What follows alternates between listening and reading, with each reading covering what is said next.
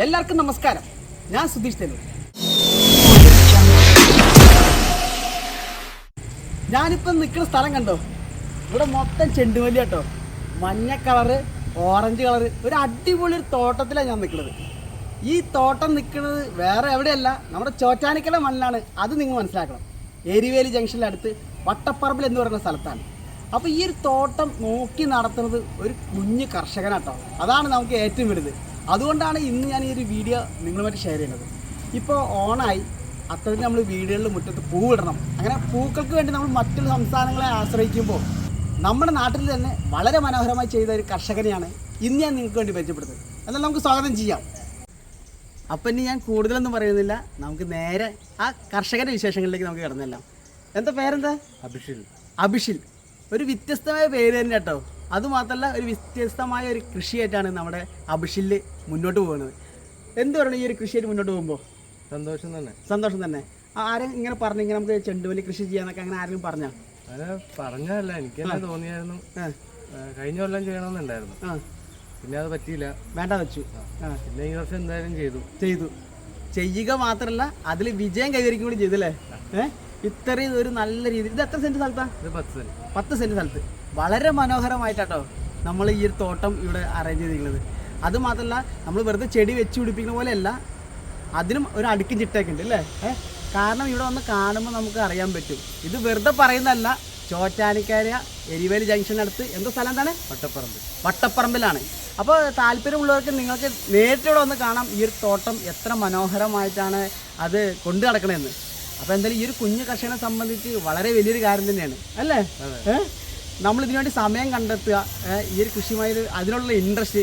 അപ്പോൾ എങ്ങനെ വീട്ടുകാരുടെ സപ്പോർട്ടൊക്കെ എങ്ങനെയുണ്ട്? വീട്ടിൽ 4 പേരും ഒരേ ഉത്തരവാദിത്വം ഉണ്ട് ഇതിന്. 4 പേർക്ക് നല്ല സപ്പോർട്ടാണ്.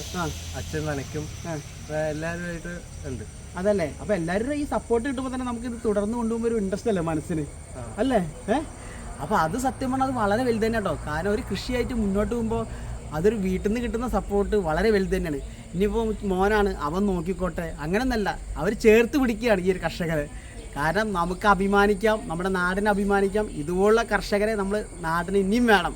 കാരണം ഇതിന് ഏറ്റവും വേണ്ടത് നമുക്ക് സമയമാണ്. ഒരു സമയം എടുത്ത് ഈ ഒരു കൃഷിയായിട്ട് ഇങ്ങനെ ചെയ്യാന്നൊക്കെ പറഞ്ഞില്ലേ, ഒന്നും പറയാല്ല. ഷൈക്കിൻ്റെ അല്ലേ, ഒന്നും പറയാല്ല കേട്ടാ. ഇവൻ നമ്മുടെ നാടിൻ്റെ അഭിമാനമാണ്, ചോറ്റാനിക്കയുടെ അഭിമാനമാണ്. തമാശ അല്ല അത് ഞാൻ പറയണത്. കാരണം നിങ്ങളിവിടെ ഒന്ന് കാണണം. ഞാനിവിടെ കുറേ എന്തെങ്കിലും പറഞ്ഞിട്ട് കാര്യമില്ല, ഈ ഒരു തോട്ടം വന്ന് കാണണം. പല സ്ഥലങ്ങളിലും നമ്മൾ സൂര്യകാന്തി തോട്ടം കണ്ടിട്ടുണ്ട്. പക്ഷേ ഇത്ര മനോഹരമായിട്ട് ഈ ചെറു പ്രായത്തിൽ ഇങ്ങനൊരു സംഭവമായിട്ട് മുന്നോട്ട് പോകാന്ന് പറയില്ലേ, അത് പറയാൻ വാക്കുകളില്ല. നമ്മൾ പലപ്പോഴും പൂക്കൾക്ക് വേണ്ടി പുറത്ത് ആശ്രയിക്കാറുണ്ട് ഇല്ലേ. പുറത്തെ സംസ്ഥാനങ്ങളിലൊക്കെ പൂക്കൾ ഇവിടെ എത്തുന്നത്. പക്ഷേ ഇത് നമുക്ക് ഇവിടെ തന്നെ ചെയ്യാൻ പറ്റുന്നത് എങ്ങനെ മനസ്സിൽ തോന്നിയത്? അത് തന്നെയാണ് ഈ കൃഷിയുടെ ഒരു തുടക്കത്തിന്റെ കാര്യം. ഇൻട്രസ്റ്റ് വന്നത് എല്ലാവരും പുറത്ത് തമിഴ്നാട്ട് അങ്ങനെയൊക്കെയാണ്. തമിഴ്നാടിനാണല്ലോ ആദ്യം കൂടുതൽ പൂക്കൾ നമ്മുടെ നാട്ടിലെത്തുന്നത്. അപ്പൊ എനിക്കൊന്ന് ട്രൈ ചെയ്യണമെന്നുണ്ടായി. കഴിഞ്ഞ വർഷവും പറ്റിയില്ല, ഈ വർഷം എന്തായാലും ചെയ്തു. അതല്ലേ. അപ്പോൾ ഈ ഒരു വർഷം ശരിക്കും ഒരു സംതൃപ്തി തന്നെയല്ലേ മനസ്സിന് ഈ ഒരു കൃഷി ചെയ്യുമ്പോൾ. അപ്പോൾ ഞാൻ പറയുന്നത് വേറെ ഒന്നല്ല, ഈ കർഷകന് കൊടുക്കുന്ന സപ്പോർട്ട് പ്രേക്ഷകരെ നിങ്ങളാണ്. ഈ ചോറ്റാനിക്കര അടുത്ത് സ്ഥിതി ചെയ്യുന്ന ആർക്കെങ്കിലും ചെണ്ടുമല്ലി വേണമെന്നുണ്ടെങ്കിൽ നിങ്ങൾക്ക് ഇടനിലക്കാരില്ലാണ്ട് തന്നെ നിങ്ങൾക്ക് ഇവിടുന്ന് കൊണ്ടുപോകാം. ഈ താഴെ കാണുന്ന ഫോൺ നമ്പറിൽ നിങ്ങൾ കോൺടാക്ട് ചെയ്യുക. അപ്പോൾ ഒരുപാട് വിശേഷങ്ങൾ നിങ്ങൾക്ക് ചോദിച്ചറിയാൻ പറ്റും അല്ലേ. അപ്പോൾ ഞാൻ ഒരിക്കൽ കൂടി പറയുകയാണ്, ഈ താഴെ കാണുന്ന ഫോൺ നമ്പറിൽ കോൺടാക്ട് ചെയ്ത് ഇവിടെ ഉള്ള മൊത്തം ചെണ്ടുമല്ലി നല്ല രീതിയിൽ സെയിൽ ചെയ്യാൻ സഹായിക്കുക. ഈ കർഷകനെ ചേർത്ത് പിടിക്കുക അല്ലേ. ഇനി എന്തെങ്കിലും പറയണ്ട പ്രേക്ഷകർക്ക് വേണ്ടി? ചുറ്റുപാടുള്ളവർക്കാണെങ്കിൽ വീട്ടിലെത്തിച്ചും കൊടുക്കാം. അതല്ലേ, നമ്മുടെ ഈ ചോറ്റാനിക്കര ഈ പരിധിയുടെ ഒരു 10 കിലോമീറ്റർ അകത്ത് നമുക്ക് കൊടുക്കാൻ പറ്റും. അപ്പോൾ ഈ ചോറ്റാനിക്കരയിൽ നിന്നും ഒരു 10 കിലോമീറ്റർ പരിധിക്കുള്ളിലാണെങ്കിൽ നിങ്ങളുടെ വീടെങ്കിൽ ഒരു സംശയം വേണ്ട, നിങ്ങളുടെ വീടുകളിലെത്തും. ഇടനിലക്കാരില്ല, അതാണ് നിങ്ങൾ മനസ്സിലാക്കേണ്ടത്. ഇടനിലക്കാരില്ല. കാരണം പൂക്കൾക്ക് എന്താ വില എന്നുള്ളത് നിങ്ങളിപ്പോൾ ഈ അടുത്ത് നമ്മുടെ വീടുകളിൽ മുറ്റത്ത് പൂക്കളുടെ സമയമായി. ആ സമയത്ത് നിങ്ങളൊന്ന് പൂക്കൾക്ക് വില ചോദിക്കുക പുറത്ത് പോയിട്ട്. അപ്പം നിങ്ങൾക്ക് അറിയാൻ പറ്റും പൂക്കളുടെ വില. അത് എന്താ പറയുക.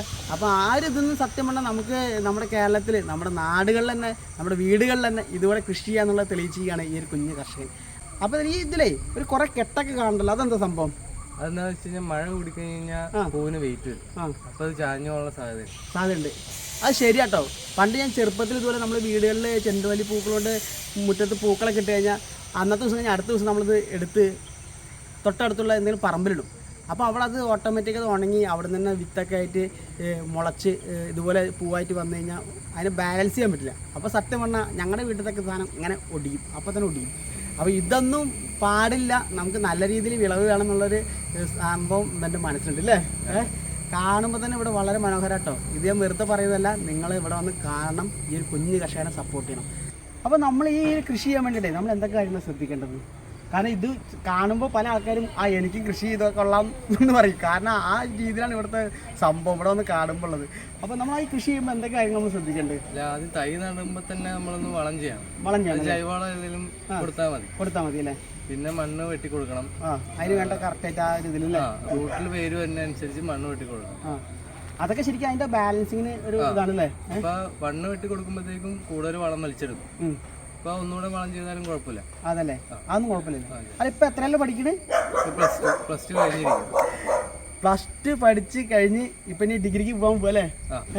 അപ്പൊ ഈ ഒരു ഗ്യാപ്പിൽ ഈ ഒരു കൃഷിയോടുള്ള താല്പര്യം അതിനുള്ള താല്പര്യം മാത്രമല്ല, മുന്നിട്ടിറങ്ങാന്ന് പറഞ്ഞാണ്ടല്ലോ ഒരു സംശയമില്ല, നമ്മുടെ ഈ ചോറ്റാനിക്കരക്കാർക്ക് അഭിമാനിക്കാവുന്ന ഒരു കർഷകൻ തന്നെയാണ്. ഇപ്പോൾ നമ്മൾ സത്യം പറഞ്ഞാൽ പ്ലസ് ടു കഴിഞ്ഞ് ചെറിയ ഗ്യാപ്പ് ഇട്ട് ഇപ്പോൾ എല്ലാവരും ഇല്ലേ ഫോണിൽ ഇങ്ങനെ കുത്തി സമയം കളയല്ലാണ്ട് നമുക്ക് ഇൻട്രസ്റ്റോടുകൂടി എന്തെങ്കിലും ചെയ്യണം തോന്നുന്നു. പക്ഷെ അതിനടുത്ത് ഇൻട്രസ്റ്റാണ് വളരെ വലുതാട്ടോ, അത് പറയാതിരിക്കാൻ പറ്റും. അപ്പോൾ എന്തായാലും നമ്മുടെ ഈ ഒരു ഓണക്കാലം ഈ ചെണ്ടുമല്ലിയും അങ്ങനെ ഒരുപാട് കാര്യങ്ങളായിട്ട് നമുക്ക് ഈ ഒരു കുഞ്ഞു കർഷകനെ കൂടെ ചേർത്ത് പിടിക്കാം എന്ന് ഞാൻ നിങ്ങളെ ഓർമ്മിപ്പിച്ചുകൊണ്ട് ഈ നമ്മുടെ ഈ കൊച്ചു കർഷകന് തുടർന്നും ഒരുപാട് നല്ല മേഖലകളിൽ കഴിവുകളിക്കാൻ കഴിയുമാറട്ടെ എന്ന് ആശംസിച്ചുകൊണ്ട് എൻ്റെ ഇന്നത്തെ വീഡിയോ അവസാനിക്കുകയാണ്. അപ്പോൾ എന്തായാലും ഞാനിപ്പോൾ വെറുതെ പറയുന്നതല്ല, നമ്മളിപ്പോൾ ഇത്രയും നമ്മുടെ കുഞ്ഞു കർഷകൻ്റെ വിശേഷങ്ങൾ കേട്ട് കഴിഞ്ഞ് നമ്മുടെ നാടിന് ശരിക്കും അഭിമാനിക്കാവുന്ന ഒരു കർഷകൻ തന്നെയാണ്. ഇനി തുടർന്നും അവന് നല്ല നല്ല മേഖലയിൽ കഴിവുകളിരിക്കട്ടെ. ഇവിടെ ഞാൻ നേരത്തെ പറഞ്ഞ പോലെ ഇഷ്ടംപോലെ സംഭവങ്ങളാണ്. ഒരുപാട് മഞ്ഞ കളറും ഓറഞ്ച് കളറുള്ള ചെണ്ടുമല്ലി നമുക്ക് വേണ്ടി ഇവിടെ ഇങ്ങനെ അടിപൊളിയായിട്ട് കൃഷി ചെയ്തിരിക്കുന്നത്. സത്യം പറഞ്ഞാൽ നമ്മൾ പൂക്കൾക്ക് വേണ്ടി തമിഴ്നാടിനെ ആശ്രയിക്കാറുണ്ട്. പക്ഷേ ഇതൊന്നും വേണ്ട, നമുക്ക് നമ്മുടെ നാട്ടിൽ തന്നെ ചെയ്യാം എന്ന് തെളിയിച്ചിരിക്കുകയാണ് ഈ ഒരു കർഷകൻ. അപ്പോൾ ഈ ഒരു കർഷകന് തുടർന്നും വിവിധ മേഖലകളിൽ കഴിവുകളിക്കാൻ കഴിയുമാറട്ടെ എന്ന് ആശംസിച്ചുകൊണ്ട് എൻ്റെ ഇന്നത്തെ വീഡിയോ ഇവിടെ അവസാനിക്കുകയാണ്. അടുത്തൊരു അടിപൊളി വീഡിയോയുമായിട്ട് ഞാൻ വീണ്ടും നിങ്ങളുടെ അരിയിലേക്ക് എത്തും. നിങ്ങളെവിടെയും സ്നേഹവും പ്രാർത്ഥനയും കൂടെ ഉണ്ടാകുമെന്നുള്ള ഉറച്ച വിശ്വാസത്തോടെ ഇന്നേന് ഇവിടെ വാങ്ങുന്നു. Good bye. സുധീഷ് തേനൂർ.